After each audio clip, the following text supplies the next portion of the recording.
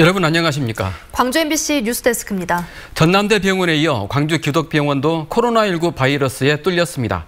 안심병원으로 지정된 종합병원들마저 코로나19 확산에 속수무책입니다. 집단격리 조치된 화순요양병원에서도 추가 감염이 이어져 관련 확진자가 14명으로 늘었습니다. 보도에 우종훈 기자입니다.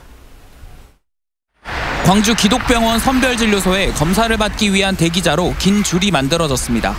이 병원 오병동 간호조무사가 확진자가 된 이후 같은 병동 동료와 입원 환자 등 5명이 추가로 확진 판정을 받아 직원과 입원 환자 1,200명에 대한 전수검사를 실시하기로 했기 때문입니다. 병원 지금 전체로 그다음에 환자는 이 오병동 환자는 다 했고요. 관련된 사람들도 보고 있고. 전남대병원에 이어 코로나19 안심병원에서 또다시 확진자가 나오며 병동이 폐쇄되고 의료진과 환자 등 70여 명이 자가격리되거나 퇴원 조치됐습니다. 병원 안에서 최초 확진자가 누구인지 어떤 경로를 통해 확산됐는지는 아직 밝혀지지 않았습니다. CCTV는 저희가 완전히 다 파악한 상태는 아니거든요. 그래서 진술상과 또 실제로 방역수칙 준수 여부는 저희들이 좀 더 면밀한 역학조사를 통해서 파악해 보도록 하겠습니다. 간호사가 확진자가 된 이후 코호트 격리된 화순 한 요양병원에서도 5명이 추가 확진 판정을 받는 등 확진자가 꾸준히 나오고 있습니다. 지난 13일 70여 명이 격리된 이후 매일 실시한 검사에서 확진자가 늘어 관련 확진자는 14명이 됐습니다. 누구나 익명으로 진단검사를 실시해서 무증상 확진자를 최대한 빨리 파악해서 감염 거리를 끌어내겠습니다.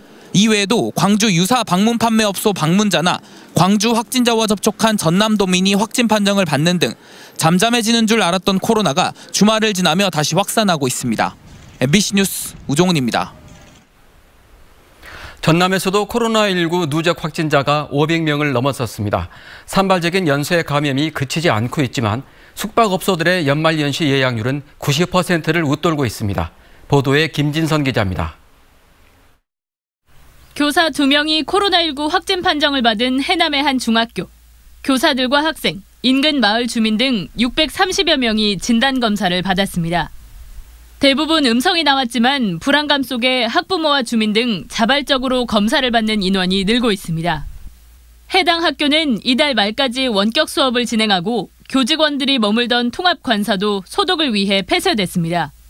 2단계에서는 원하시는 분은 누구든지 검사를 해드립니다. 그래서 지금 선별진료소로 오늘도 지금 꽤 많이 오고 계세요.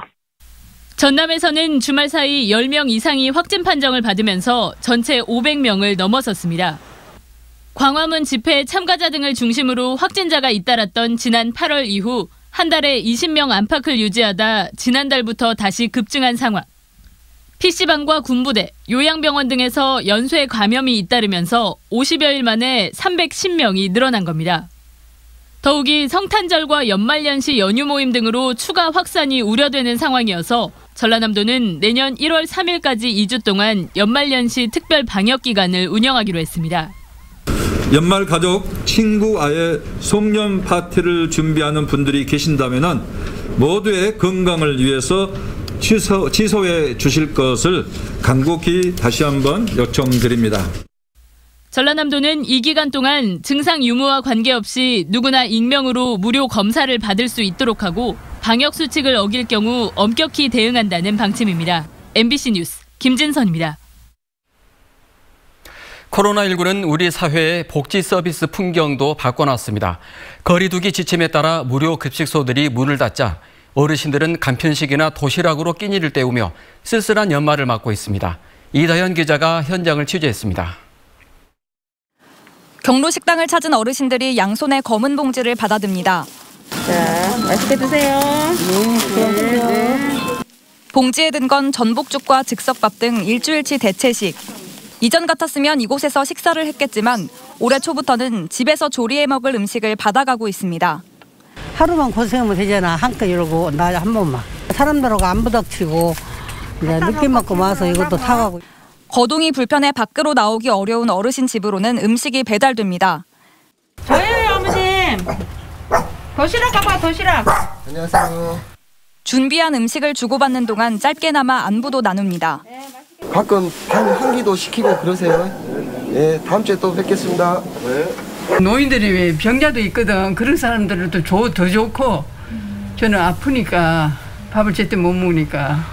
코로나19가 퍼지기 시작한 2월부터 급식소 내 식당 운영을 중단했고 대신 간편식을 나눠주거나 집으로 배달을 해주고 있습니다.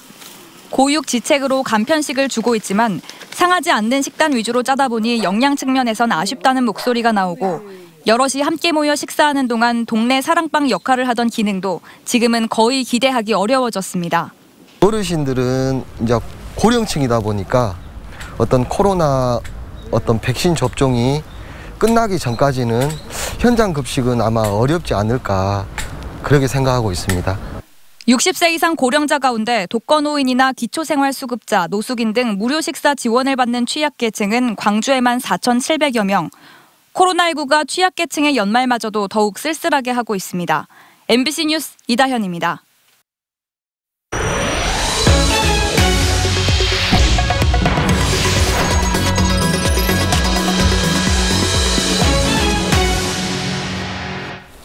광주형 일자리를 실현할 광주 글로벌모터스 공장의 공정률이 80%를 넘어서면서 생산직 근로자 채용도 조만간 시작됩니다.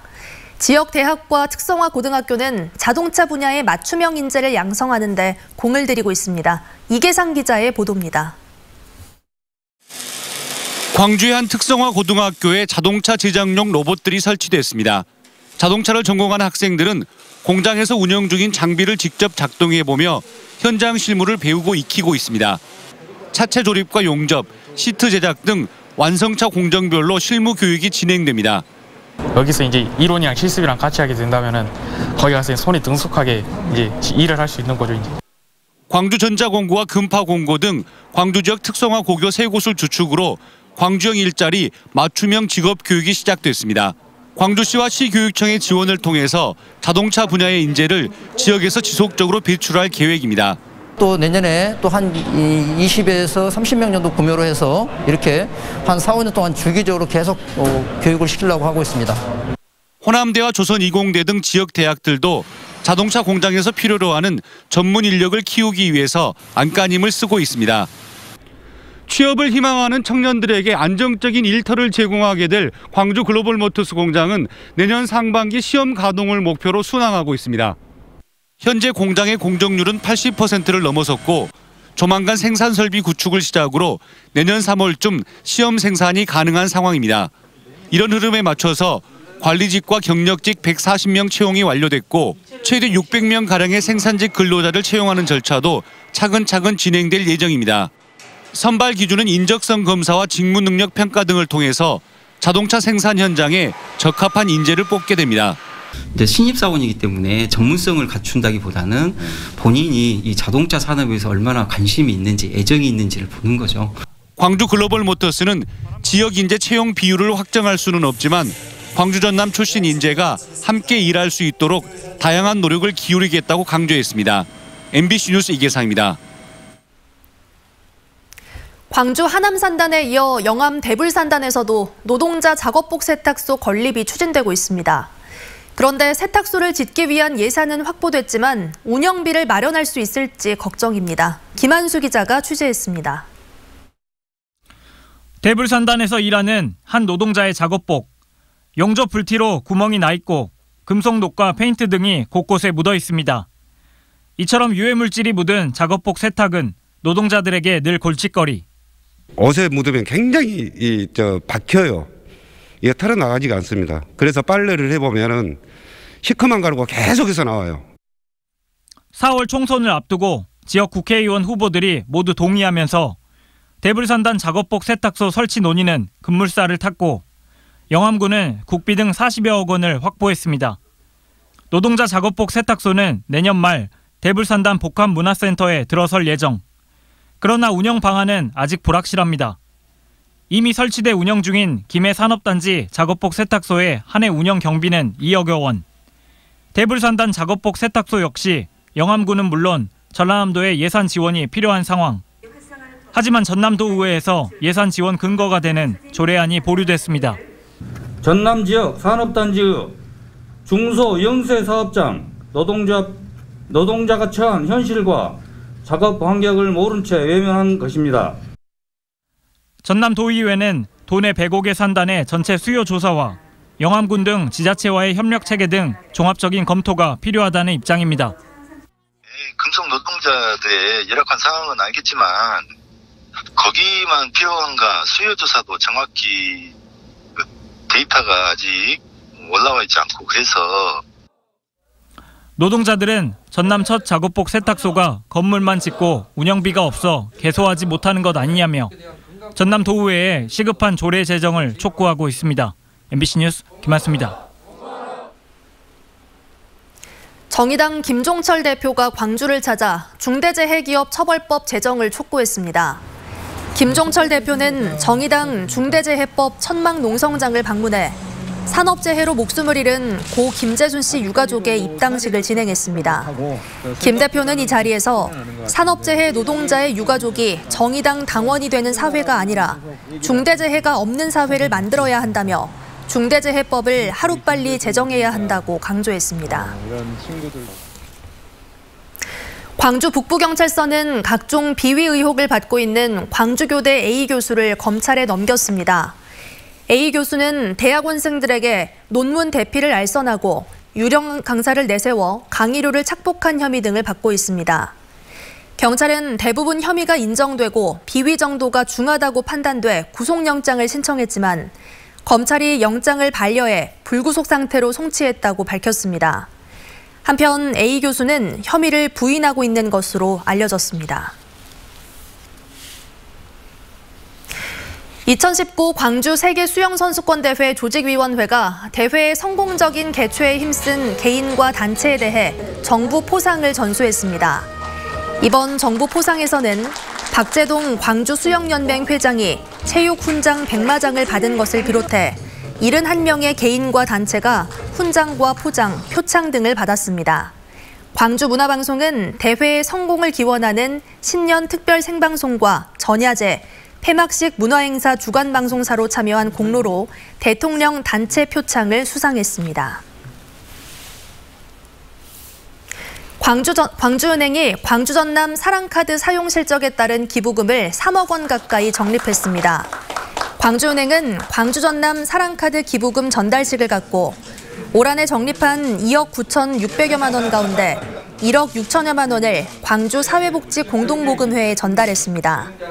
나머지 1억 3천여만 원은 전라남도에 전달해 사회복지 사업에 쓰도록 할 예정입니다. 광주은행 창립 50주년 기념으로 제작된 광주전남 사랑카드는 고객이 결제한 금액의 일부를 고향사랑 기부금으로 적립하고 있습니다. 광주의 수소 시내버스 6대가 운행을 시작했습니다. 광주시는 최근 수소 시내버스를 충전할 수 있는 서구 벽진동 충전소가 완공됨에 따라 시내버스 6대를 운행하기 시작했다고 밝혔습니다.